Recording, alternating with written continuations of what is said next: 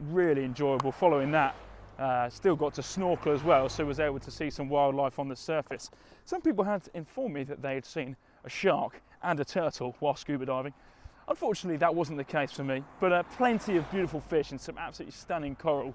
And if it's done anything, what it's done is it's given me really the bug that I want to try and get my license, but I want to be doing it somewhere where I'm not spending as much for one dive as I would be for a license in Southeast Asia, for example. But it was an incredibly fantastic experience, one that has ticked all the boxes in my bucket list, and I'm really glad I did it.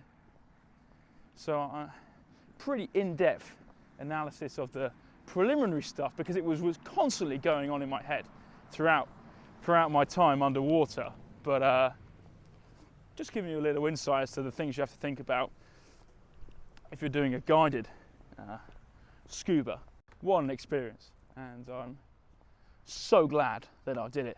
The snorkeling was incredibly enjoyable as well, and so I had about an hour and a half after the dive when we went to a second site where you could have had the opportunity to pay for another dive, but they'd filled out all the slots for the second dive.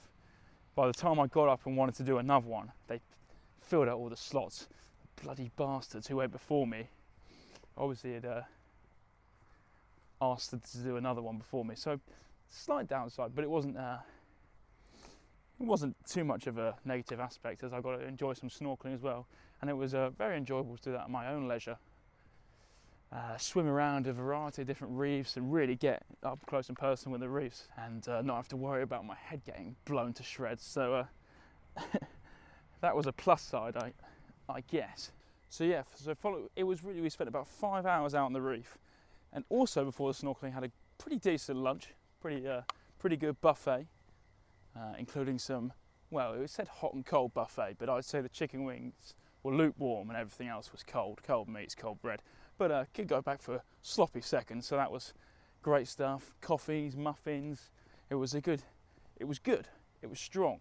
So it came to 335 Australian dollars for the dive, and then 5 hours on the reef, the boat out there. So I was umming and ahhing at other prices, and this place seemed pretty reliable, had over 300 reviews. The Diver's Den, that's what it was called.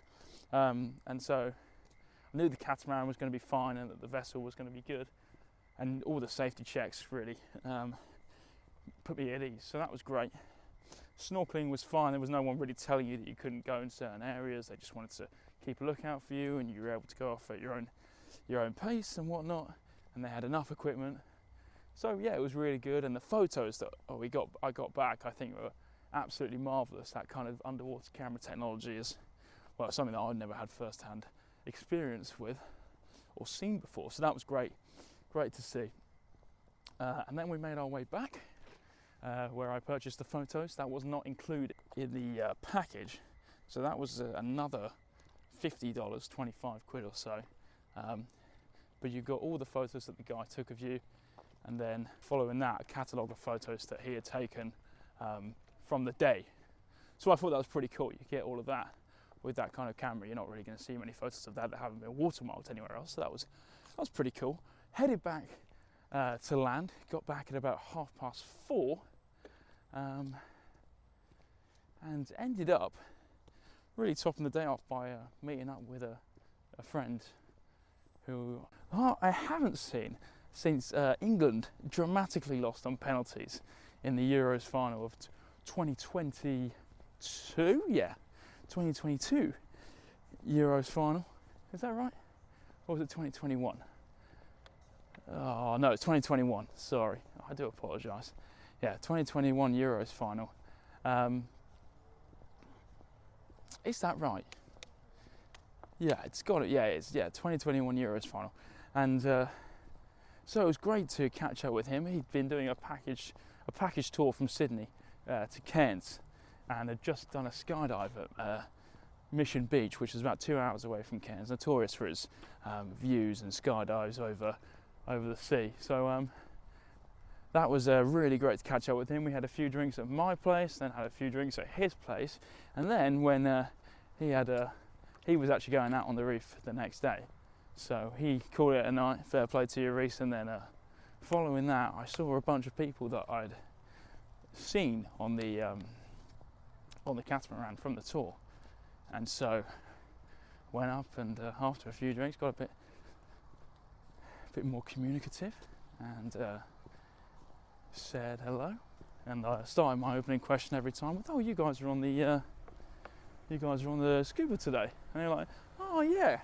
And so I met a good group of people, so 3 Americans, but a couple, and then one of the couple, the male of the couple, had a sister there as well.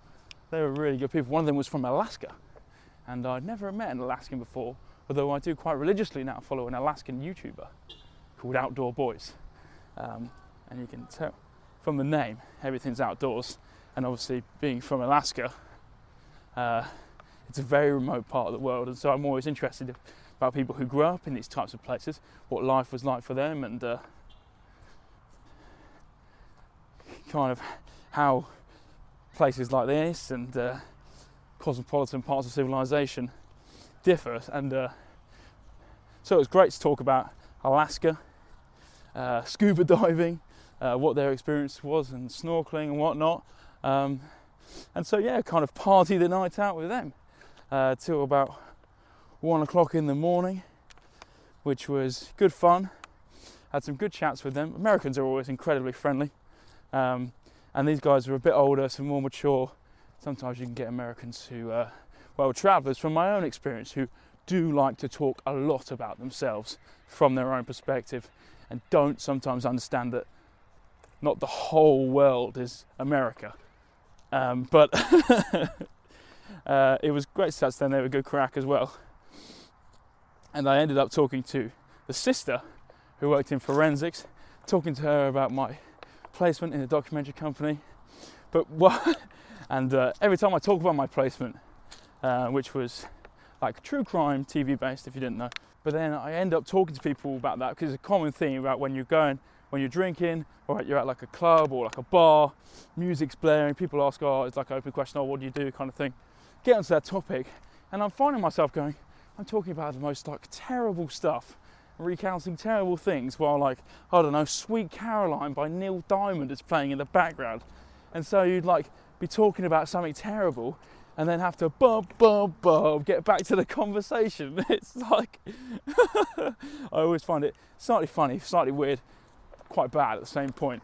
But nonetheless, talked to her about that. She was a forensics, she worked in like a forensics lab. So she was quite interested about the case and the forensics done after. So interesting perspectives to talk about. But yeah, really enjoyable nonetheless. Consumed some more alcohol to celebrate the fact that I'd done my first scuba dive. Then headed back to the hostel in preparation for the flight that I had the next evening on a Saturday night, which was bloody annoying, really, because it was at 25 to 9 in the evening, and I was intending on booking a flight for Sunday, but then when I was looking at the flights, because I hadn't organised myself accordingly, it was like £100 more expensive to fly on a Sunday than on a Saturday.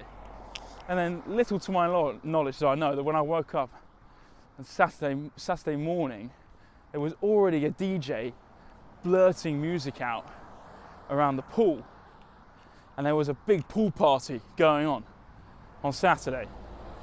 And so I'm like, well, I'm not drinking again. It's been 4 days in a row. If I hadn't had a flight, obviously you know the drill, I would have been, because like, you can't not on a Saturday, at least.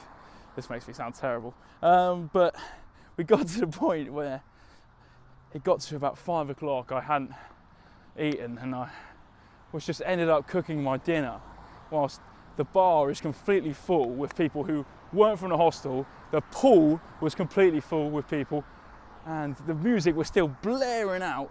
It was getting busier and busier, and I'm getting in the kitchen just trying to keep myself relaxed and not too annoyed that I'm missing out on probably the biggest party of the week. Like, the party hostel nature was there in such incredible form that I was incredibly annoyed to miss out. But nonetheless, we got the flight from Cairns to where we are now. Yes, I am not in Cairns anymore. My studio of choice for the last 25 minutes or so is Perth. So I arrived at Perth on Sunday morning at about, well, it was pretty much Saturday night, as we were an hour behind. So we arrived and there was no hostels available. So I was umming and ahhing options. I was thinking, do I pay a ridiculous sum of money for a hotel that I'm going to stay in for 9 hours and then have to leave?